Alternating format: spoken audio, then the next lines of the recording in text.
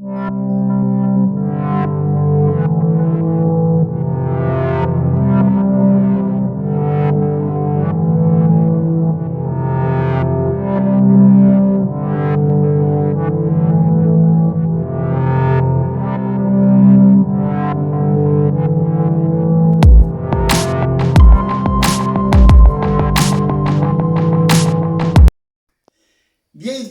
au Café de la Vérité. Aujourd'hui, on vous a préparé quelque chose de spécial. J'ai mon ami Yvon qui est ici avec moi et on va vous présenter une petite pièce de théâtre. Voici Yvon. Alors, bienvenue à tous. Je me présente, mon nom c'est Yvon Richard, je suis un ami d'Alain. J'ai marqué sur une feuille des versets, mais ces versets-là viennent de la Bible. Pour moi, c'est le livre le plus important que j'ai pas eu dans toute ma vie. Alors, je vais vous lire des versets que j'ai sortis par rapport à la pièce de théâtre. Écoutez bien le début du verset et la fin de la première partie. Alors, ma première partie va dans le livre de Michée dans l'Ancien Testament, le chapitre 6, les versets 6 à 8. Alors, ça commence comme ça. Avec quoi me présenterai-je devant l'Éternel? Une question se pose. Avec quoi me présenterai-je devant l'Éternel? Pour m'humilier devant le Dieu très haut, me présenterai-je avec des holocaustes ou avec des veaux d'un an? C'est une question qui est posée là. Deuxième des choses. L'Éternel agréera-t-il des milliers de béliers, des myriades de torrents d'huile?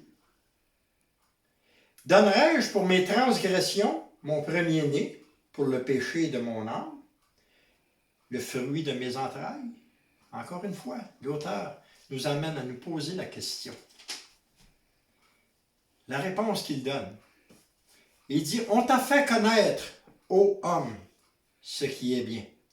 Quand ça dit, on t'a fait connaître, ô homme, il fait allusion à tous les prophètes de l'Ancien Testament. Les auteurs de la Bible nous ont fait connaître, ô homme, ce qui est bien.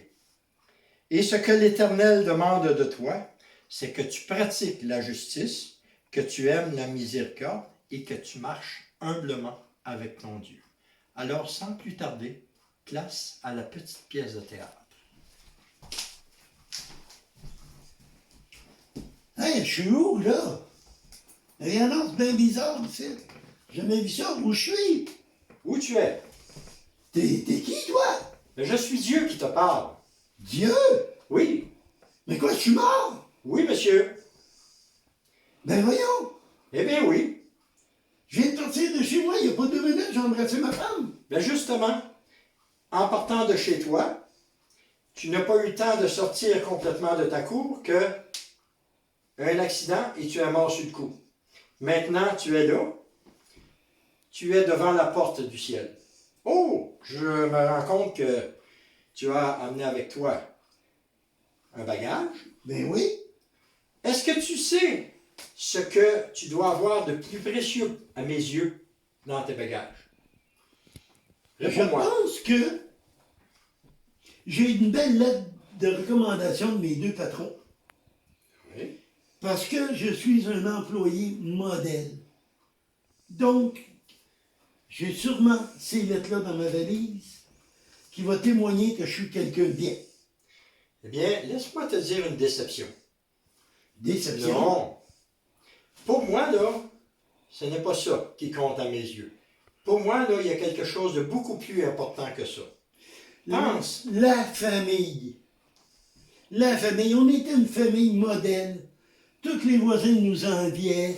On était toujours unis. On sortait ensemble. On faisait des activités ensemble. On se chicanait pas, moi et mon épouse. On discutait. On réglait nos problèmes par la discussion. Puis on aidait beaucoup de gens alentour de nous. C'est la famille. Laisse-moi te dire une autre chose. Pour moi, ce qui compte, non, ce n'est pas la famille. Je suis l'auteur de la création. D'ailleurs, c'est moi qui ai créé les premiers êtres humains, Adam et Ève, qui ont fondé les premières familles. Mais pour moi, non, il y a quelque chose de beaucoup plus précieux que tu dois avoir dans ton bagage. Et ce n'est pas la famille. Je le sais, je le sais. Ce sont mes œuvres. Ah, Je oui. suis quelqu'un qui a participé à beaucoup d'entraide, quelqu'un qui a aidé beaucoup de gens. Je suis quelqu'un qui allait à l'église à tous les dimanches, quelqu'un qui priait ta mère Marie, qui était fidèle à tout ce que l'Église nous demandait. Et je suis quelqu'un, je suis certain dans ma vie, j'ai beaucoup plus de bien que j'ai de mal. Donc la balance, là, elle est comme ça. Les biens et le mal, là. Eh bien, laisse-moi te dire une chose, tu vas être déçu. Oh, Non, pour moi, là, ça ne compte pas. voyons, Regarde ce que tu as dans ta valise. ben voyons, ça compte pas.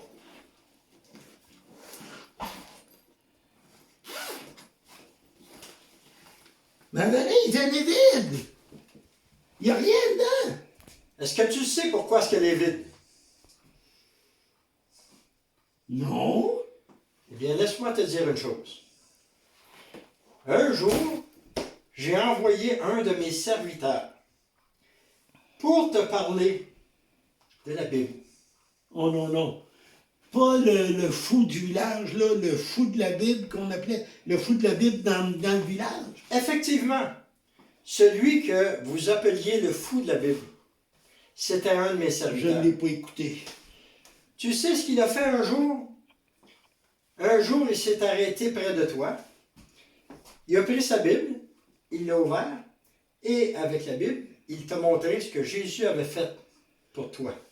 Je ne l'ai pas cru. Il t'a montré, au travers de la parole de Dieu, au travers de mes écrits, que Jésus-Christ était mort pour tes péchés sur la croix, que Jésus avait souffert, que son sang avait coulé, Mais, qu'il est mort, qu'il a Non. été enseveli et que 3 jours plus tard, il est revenu à la vie. non, pas. Mon serviteur, il te dit aussi une chose. Jésus était prêt à faire un échange avec toi. Tu vas refuser cet échange-là.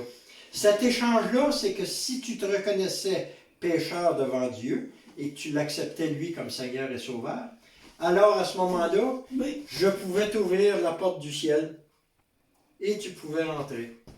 et là, je peux pas rentrer. Non, je vais te montrer l'endroit qui t'est réservé. Puisque tu as refusé Jésus, ouvre cette porte-là, c'est ce qui t'est Oh, réservé celle-là, pour c'est- l'éternité. Hé! Non! Non, pas là, c'est l'enfer! Tu Voyons! n'as pas le choix, c'est là que tu dois finir tes jours. Chers amis, laissez-moi vous dire une chose.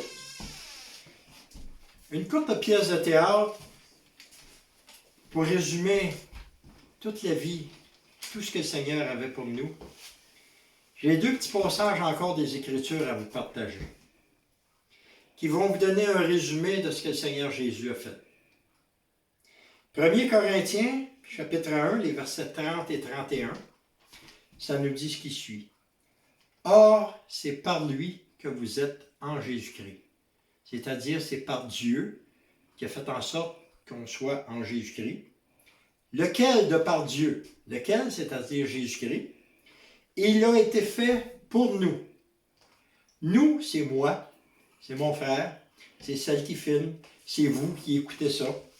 Il a fait faire pour nous sagesse, justice et sanctification et rédemption, afin que, comme il est écrit, que celui qui se glorifie dans le Seigneur. Maintenant, vous avez entendu dans la petite pièce notre frère avec son bagage qui prétendait amener des choses qui, pour l'être humain, ont une certaine importance. Mais voici ce que la parole nous dit. Éphésiens 2, 8 et 9, ça nous dit au verset 8, « Car c'est par la grâce. » La grâce, c'est une faveur non méritée. C'est par la grâce que vous êtes sauvés, par le moyen de la foi. Et cela ne vient pas de vous. C'est le don de Dieu. C'est-à-dire le don, c'est un cadeau. La grâce et la foi, Dieu nous fait un cadeau. C'est par la foi qu'on peut reconnaître le sacrifice de Jésus-Christ. Et le verset 9, il finit en disant, comme vous avez vu notre frère qui essayait de se justifier par toutes sortes de choses, il dit, ce n'est point par les œuvres, afin que personne ne se glorifie. Alors, Alain, je te laisse le mot de la fin. Eh bien, vous voyez, Dieu nous a tellement aimés qu'il a pris son Fils. Il nous l'a envoyé sur terre. Il fut crucifié. Il a ressuscité après 3 jours pour qu'enfin que nous puissions être sauvés. J'espère que cette petite pièce de théâtre va vous faire réfléchir et que vous allez aller voir les versets qu'on vous a donnés, ce que dit la parole de Dieu, et non faire comme moi avec ma valise et être obligé d'aller en enfer. Donc, partagez cette vidéo et je vous remercie de l'avoir écoutée, cette petite pièce de théâtre. Merci Yvon. Que le Seigneur vous bénisse abondamment. On espère que ça vous a plu. Et Dieu vous aime.